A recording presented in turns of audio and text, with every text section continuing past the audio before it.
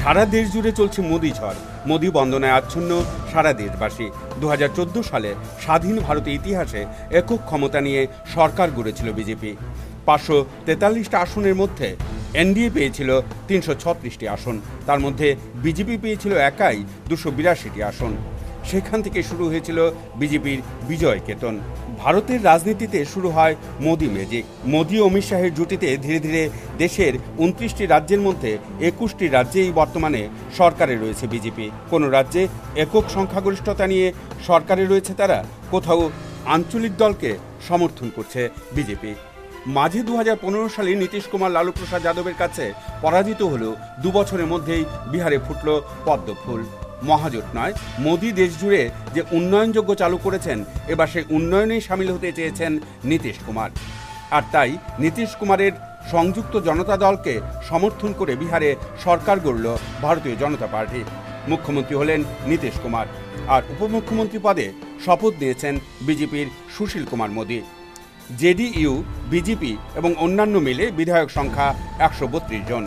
সরকার করতে গেলে দরকার 122টি আসন। আর বিহারে জেডিইউকে সমর্থন করায় এনডিএর ঝুলিতে আসলো আরও একটি রাজ্য। 2014 সালে ক্ষমতায় আসার পর থেকে একের পর এক গুরুত্বপূর্ণ পদক্ষেপ নিয়েছে এনডিএ সরকার। নোট বাতিল, জিএসটি সহ যে গুরুত্বপূর্ণ পদক্ষেপ নিয়েছে তাতে কিন্তু স্বাগত জানিয়েছে দেশের মানুষ।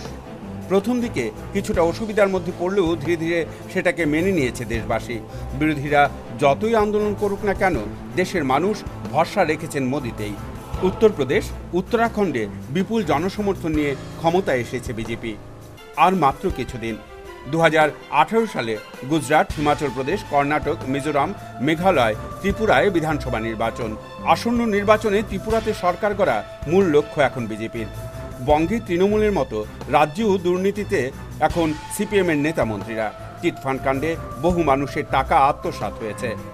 10,323 জনের চাকুরির মেয়াদ শেষ ডিসেম্বরে। পাশাপাশি রাজ্যে নারী নিগ্রহের ঘটনা ঘটছে দিনের পর দিন। মোদি অমিত শাহের পরবর্তী লক্ষ্য ত্রিপুরা, তাই এখন থেকে সংগঠনের কাজে লেগে পড়েছে তারা।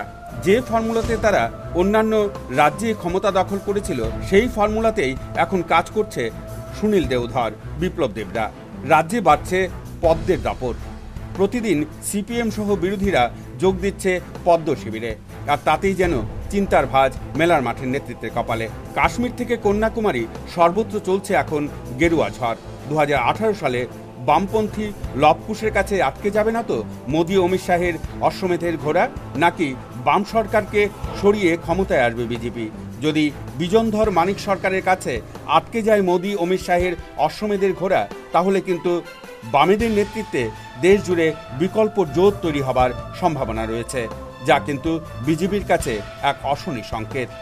মতাদর্শগতভাবে বিজেপির উপর আঘাত হানবে CPM. Bureau report, news vanguard.